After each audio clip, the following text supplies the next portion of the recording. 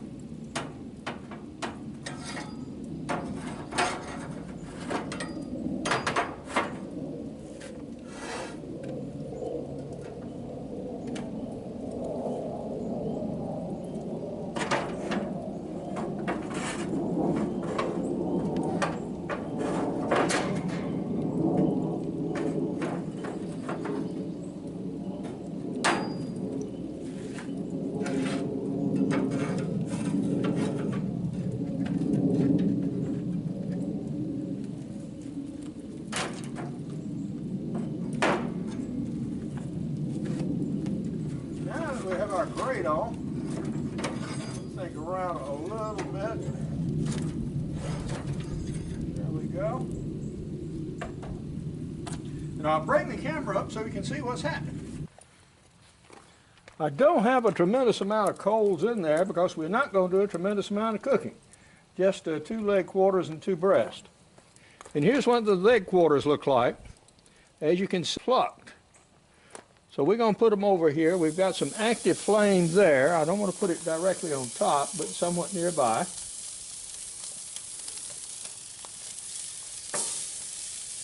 So there are these. And we have goose breast. While those are getting started, we get our goose breast ready. And this doesn't take much. Now these have been soaked in salt water and soy sauce. So we're going to use that. Got some heavy duty aluminum foil here.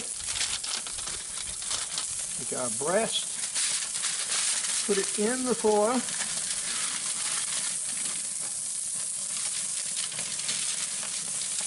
Some onions.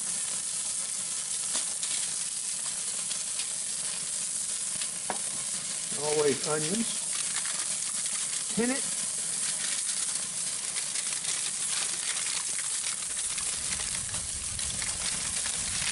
Crimp it.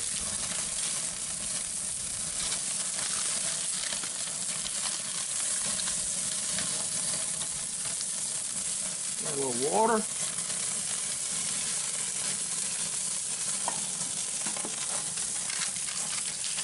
Seal it.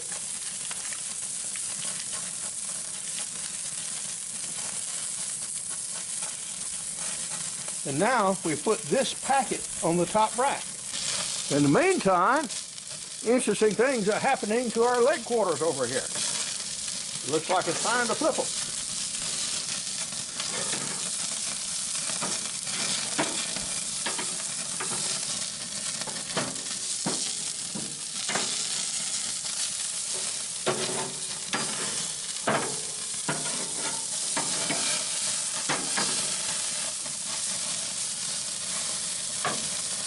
Now that the leg quarters have somewhat seared, I'm going to take them and move them up on the rack over in the cooler part of the grill and let them just continue to finish up there. And we'll move these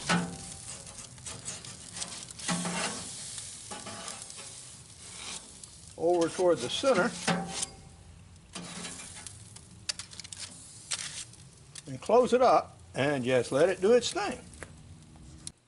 I've adjusted the damper and the temperature is rising up towards 275, and they've been there for just about 10 minutes.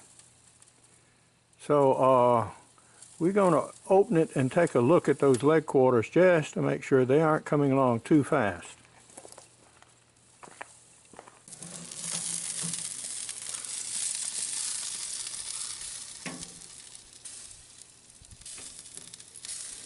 No, everything's doing just fine.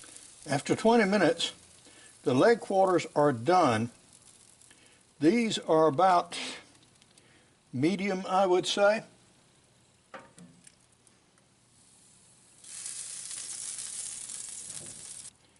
Our breast may not be ready though.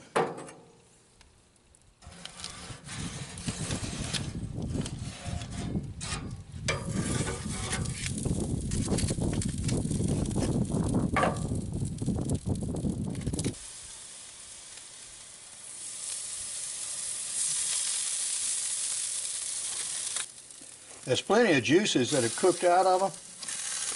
I'm just going to brown the skin just a little bit.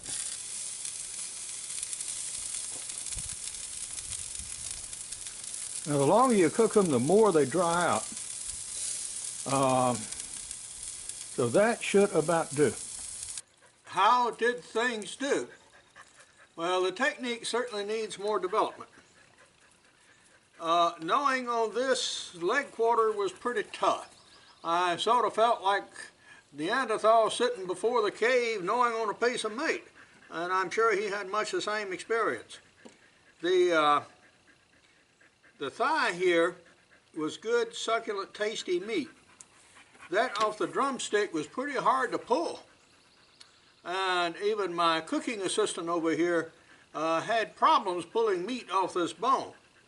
Yes, you did. It was they that did this, not me.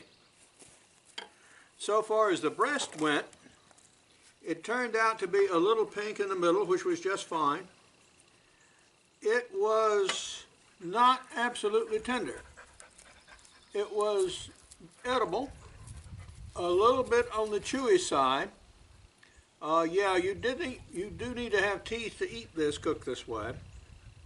It's not something you could just pull off with a fork and separate like barbecue and eat it. It was nothing near that soft, nor even as soft as a usual cut of roast beef.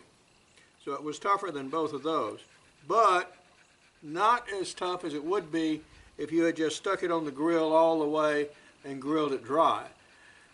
So that was somewhat of an improvement in the art.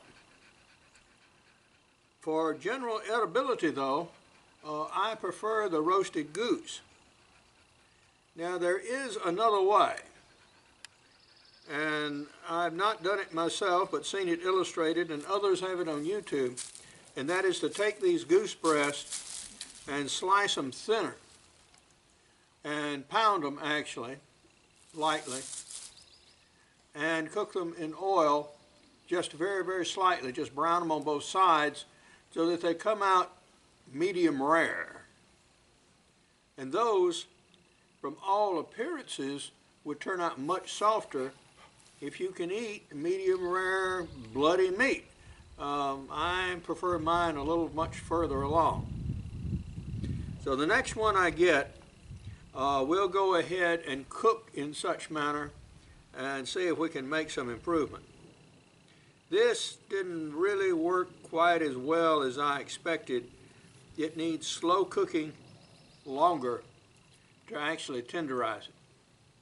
So what I'll probably do is take these components and put them in the oven and cook them some more at about 275 degrees and cook them for about another hour or two. And that will get them tender. But right now, a little bit on the tough side. Well, the knives work real well. This is my Billy Joe Rubidoux paring knife, by the way. And we have commercial versions of this, as well as for my Billy Joe Rubidoux rib flipper. But now, this is Hovey Smith, reminding you to hunt what you eat and eat what you hunt. Be legal, be ethical, be safe. Goodbye, God bless, and see you next time. Not only do I talk about deer hunting, but I also consider waterfowling in backyard deer hunting, and somewhat more extensively in extreme muzzleloading, and also in my e-books, Shooting and Maintaining Your Muzzleloader, and Hunting with Muzzleloading Shotguns and Smoothbore Muskets. In Hovey's Knives of China, we take ancient designs and make modern cutlery out of them. In the Billy Joe Rubidoux series, we take found steels and make interesting cooking objects such as a rib flipper and this new design of paring knife, both of which are now commercially available. Now this result, I didn't like it very much, quite frankly. For more information on Hovey's Knives of China, you can go to the website below. For more information on my books, blogs, and nearly 600 videos, you can go to www.hoveysmith.com. Good hunting and good eating from the outdoors. Goodbye, and God bless.